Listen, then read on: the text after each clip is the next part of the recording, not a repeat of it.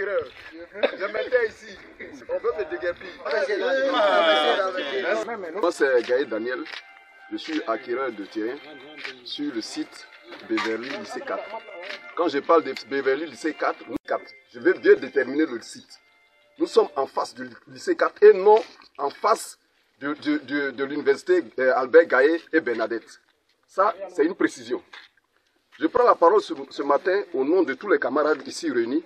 Nous avons formé un syndicat. Nous sommes au nombre de 515 personnes. Nous défendons nos intérêts. Nous avons acquis des terres ici par rapport à des individus qui viennent d'un village. Et nous savons que, selon les us et coutumes de ce pays, la terre appartient au village et à des familles bien précises.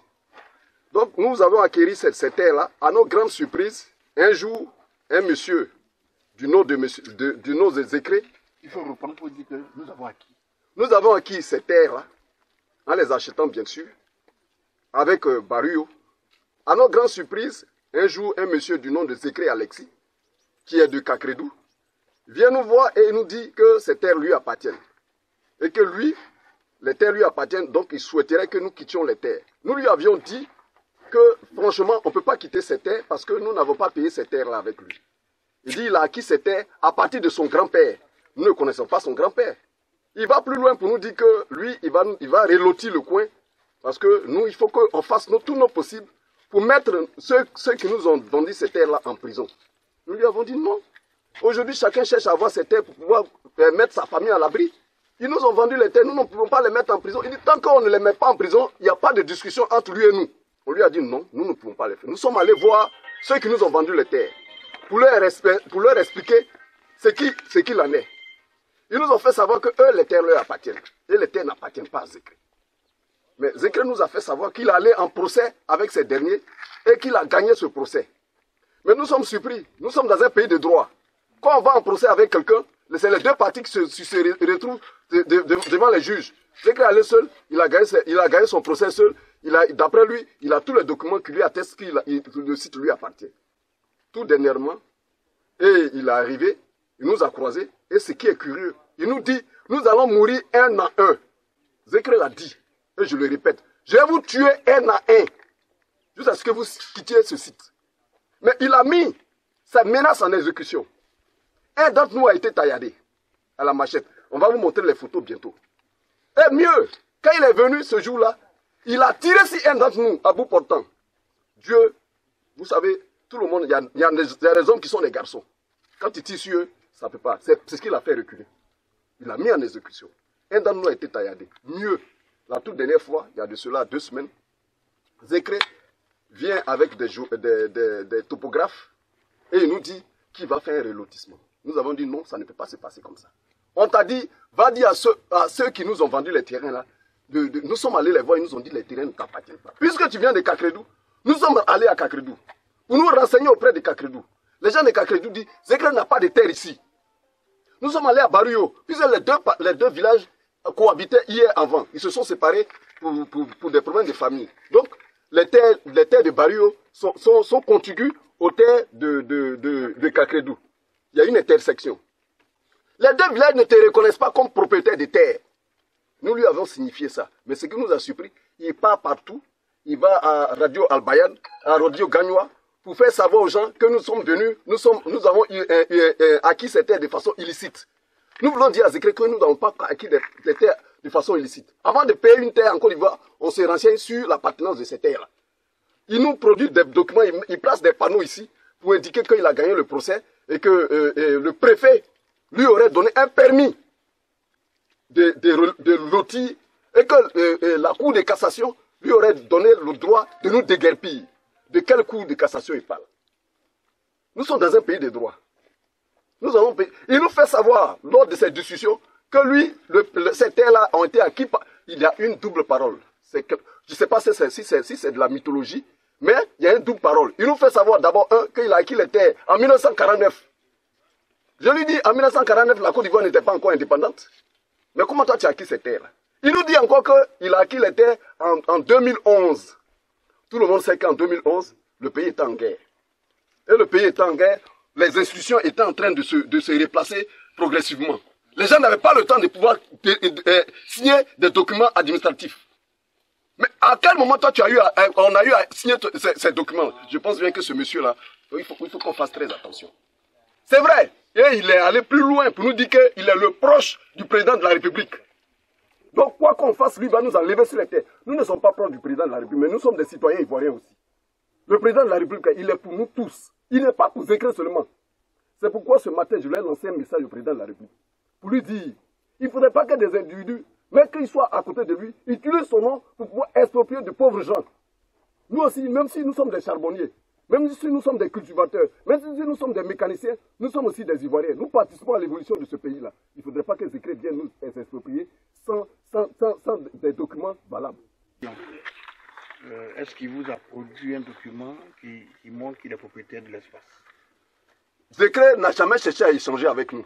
Il dit que nous ne sommes rien. D'accord. Deuxièmement, est-ce qu'il vous a produit un document du tribunal qui dit qu'il est propriétaire de l'espace? Il nous a jamais... Mais si, avant de te produire un document, il faut que la personne, tu l'approches. Il est coupé de nous, parce qu'on n'est pas sur le même niveau, on n'a pas le même niveau social.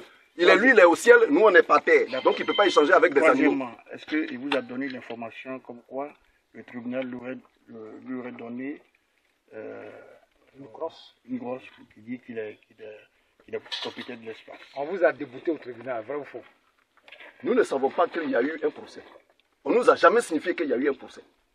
Ces écrits des personnes interposées nous a fait savoir que réellement il a gagné un procès. Et que dans le procès, il est stipulé qu'il nous dégage de ce lieu-là.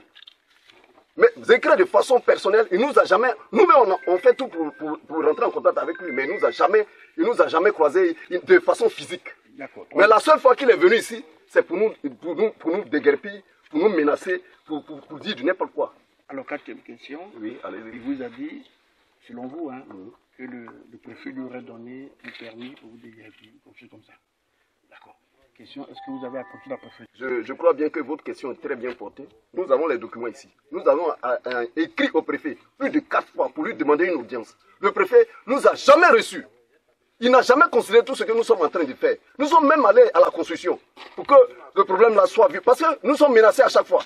Nous avons interpellé le préfet pour qu'il croise les deux villages. Et qu'il nous croise pour nous signifier réellement ce qu'il en est. Mais jamais, on a les accusés de réception de nos différentes lettres. Le préfet ne nous a jamais reçus. Cinquième dernière question. Quelle a été la réaction, si vous l'avez rencontré, du directeur régional de la construction? Le directeur régional de la construction nous a dit pour la première fois que réellement, il allait croiser les deux villages. Jusqu'à aujourd'hui, il ne nous a pas donné de retour. Et nous sommes allés encore le voir pour lui dire non, nous on attend à ce que tu règles ce problème puisque tu es à la construction. Mais je vais vous dire la vérité. Tout le monde a peur des écrits. J'en ai fini. Tout le monde a peur des écrits parce que Zécré est proche du président de la République. Et il le dit à qui veut l'entendre. Et qu'il peut exproprier n'importe qui. Et puis ça ne peut pas aller quelque part. Parce qu'il est l'homme de main du président de la République. Quelle est la superficie sur laquelle il y a problème aujourd'hui? À combien on peut l'évaluer? 28 hectares. Peut-être pas de 25. Bon, vraiment, nous n'avons pas loti le coin. Nous ne sommes pas des agents de lotissement. Nous ne sommes que des acquéreurs. Moi, je sais que j'ai mes 600 mètres carrés. Fois 2. Et ça vous a coûté combien? Je n'ose pas dire le prix de l'acquisition de mon terrain. Et vous l'avez acquis avec qui? Je l'ai acquis avec Baruyo. On a acquis les terrains tous ici, à partir des personnes qui vivent à Baruyo. Et ces personnes-là ont une famille. Et ils nous ont attesté que les terres-là appartiennent à leur famille. Et c'est à partir de ce moment-là que nous avons acquis ces terres. Et celui qui nous a vendu ces terres, il s'appelle Gouye Jean-Louis. Est-ce que l'acquisition a été faite en présence du chef du village de Baruyo? Le chef du village est au parfum de tout ce qui a été fait. Même on a des attestations villageoires qui ont été signées. Par le chef du village de Baruyo. Votre attestation a été signée par le chef du village de Baruyo? C'est qui le chef de Baruyo? Et le promoteur, quels sont les promoteurs de... Bon, les promoteurs, nous on ne connaît pas les promoteurs. Nous, on n'a pas besoin de connaître les promoteurs. Est-ce que la vente a été faite avec des papiers vraiment afférents? La vente de qui? De ces terrains. Nous avons acquis nos terrains à travers des documents bien établis. Et ces documents, nous les possédons. Oui, qui porte la signature. Oui, la signature du chef du propriétaire de terre, du chef de famille et du chef du village. Un chef de village, il est le prolongement de l'administration, à ce qu'il sache. Donc, sachez peser vos mots. Monsieur Gaïa, vous avez donné le nom, vous avez dit que ces terrains ont été acquis sous l'onction du chef du village de Barrio. C'est qui le chef du village de Barrio? Comme ça, nous aussi, on peut partir vers lui. Le chef du village de Barrio se nomme Dalouamene. Dalouamene. Oui. Sylvain. Sylvain. Je vous parle qu'on a acquis ces terrains depuis 2019 pour certains, depuis 2018, 2021 pour d'autres. Mais pour ce qui concerne, nous avons déjà les documents. Nous allons les authentifier, nous allons rentrer en contact avec la construction pour que nous soyons en conformité avec la loi. J'ai acquis auprès de la famille, d'une famille à Barrio, la famille Novodjoué. Zécré ne se voit pas en train d'échanger avec nous. Nous lui avons adressé des lettres. Nous l'avons même appelé. Nous sommes même allés voir les représentants religieux pour qu'il y ait des échanges entre nous et Zécré. Il dit qu'il n'échange pas avec des minables que nous sommes. Donc vous voyez, il a rompu le lien de la discussion. Et il vient avec les autorités pour nous déguerpir. Il est venu avec Gémi. Il est venu avec la police pour nous déguerpir. Moi je crois bien que nous avons tenté même fois de rentrer en contact avec lui. Mais malheureusement, on n'est pas du même niveau social. Donc on ne peut pas causer. Vous voyez, les éléphants n'ont jamais échangé avec les rats. Le rat, il est très petit, l'éléphant, il est grand. S'il veut causer avec quelqu'un, peut-être c'est le rhinocéros. Mais nous, on est des rats. Lui, il est l'éléphant. Nous sommes plus de 515 personnes. Nous sommes plus de 515 personnes. Nous avons tenu à ce que tout le monde ne vienne pas, parce qu'on ne pourra pas maîtriser les gens qui vont venir. Il peut y avoir des débordements que nous, on ne peut pas maîtriser. C'est pour cela qu'on a préféré prendre des personnes significatives pour qu'ils soient présents ici. Sinon, si on veut venir tous sur ce site-là, le site sera rempli et il y a d'autres qui vont faire d'autres choses qu'on ne pourra pas maîtriser. C'est pour cela qu'on préfère venir en petit nombre. ACD, on a acquis l'ACD lorsque le site est approuvé. Le site n'est pas encore approuvé, c'est en voie d'approbation, si je pense bien. Je crois bien que nous avons approché la construction. Mais nous n'avons pas approché la justice parce que nous n'avions pas les documents qu'il brandit. Il ne nous a jamais montré les documents. Ne serait-ce qu'on a eu la vue sur le document parce que une autorité est arrivée sur le site et nous étions en train de lui expliquer pourquoi nous sommes là. Il nous a dit, est-ce que vous savez que Zécré détient des documents qui disent que réellement ce coin-là lui appartient désormais, il a gagné en cassation. Je dis, mais nous sommes surpris. Donc il y a eu un procès. Nous-mêmes on a demandé à l'autorité, donc il y a eu un procès. Il dit, oui, effectivement, mais vous n'êtes pas au courant. Mais pourquoi on ne vous dit pas? Il dit, mais quand on va dans un procès là, quand tu te plains contre quelqu'un, vous partez à deux. Zécré seul allait en procès jusqu'à il a gagné, lui seul. Il allait en procès lui seul, il a gagné lui seul. Et puis les patrons lui seul. Mais quand même, nous sommes dans un pays de droit. Nous sommes dans un pays de droit. Nous, on voulait demander pardon au président de la République. Nous, on veut demander pardon au président, son excellent Alassane Ouattara. Pour qu'il prenne pitié de nous. Pour qu'il prenne pitié de nous. Zécré veut nous exproprier parce qu'il est fort. Zécré veut nous exproprier parce qu'il a la force. Zécré veut nous exproprier parce qu'il a des réseaux, il a des relations. Nous, on n'a pas de relations. Nos relations, c'est Dieu et puis Alassane Ouattara. C'est celui que nous, on compte et puis on est là. Je voudrais qu'il s'intéresse à ce problème. Je voudrais qu'il dise à Zécré que c'est les milliers d'Ivoiriens qui l'ont élu. Zécré seul ne peut pas élire un président, même qu'il soit à côté de lui. Nous l'interpellons pour que ce problème-là puisse être mis sur la table, pour qu'on puisse discuter. Les autorités nous appellent pour qu'on leur dise comment on a eu nos terrains. Que les deux villages-là, le préfet les convoque pour que réellement les choses soient sûres. On a écrit 4 lettres. On a fait 4 courriers. Je dis bien, je les accusés de réception. 4 courriers. La première fois qu'on a été menacé, on a averti le préfet des régions. On a averti le tribunal. Qu'on a été menacé par Zécré. Quand on a été attaqué à la machette, on a averti le préfet des régions. On a averti la construction. Mais si vous voyez l'image, c'est effroyable. Un dame a été tailladé à l'âme blanche. Zécré a mis en exécution ces menaces. On a interpellé toutes les autorités. Personne n'a eu la force de nous appeler. Là-bas, on avait déjà tout compris. Et les choses étaient déjà biaisées. Mais on s'en remet seulement au président de la République. Nous, on s'en remet seulement au président de la République. Parce qu'on sait que Zécré est fort, mais il n'est pas plus fort que le président de la République. Et par son fils, qui est Jean-Luc, qui nous a permis d'avoir ces terres. Et nous avons été surpris que le monsieur du nom de Zécré vienne et nous dise qu'il a un document qui atteste réellement que les terres lui appartiennent. Et donc, nous devions déguerpir. Franchement, les 2 fois que Zécré est arrivé ici, c'est avec des menaces et autres. Il a même dit qu'il va nous tuer un à un. Je le répète, je ne vais jamais le cacher. Il dit qu'il va nous tuer un à un. Que lui là, il est le proche du président de la République. Son excellent Alassane Ouattara, le président de tous les Ivoiriens là, lui il dit qu'il est son proche. Donc rien ne peut se faire. Nous on ne peut rien faire, on ne peut pas aller quelque part. Personne ne pourra nous sauver lorsqu'il va nous taper dessus. Et en ce même moment, il a tiré en l'air. Il a tiré sur quelqu'un d'entre nous. Mieux, quelque temps après, quelqu'un parmi nous, un a été tailladé à la machette. On a les photos. Nous sommes allés déposer la lettre auprès du préfet de région pour lui signifier que Zécré est en train de mettre en exécution ses menaces. Il nous dit qu'il va nous tuer un à un. Il a commencé à tenter de tuer un d'entre nous. On voulait qu'il croise Zécré, qu'on échange et qu'on trouve un compromis. Le préfet ne nous a jamais reçus. Le préfet n'a jamais répondu à nos différents courriers. On le sait pourquoi.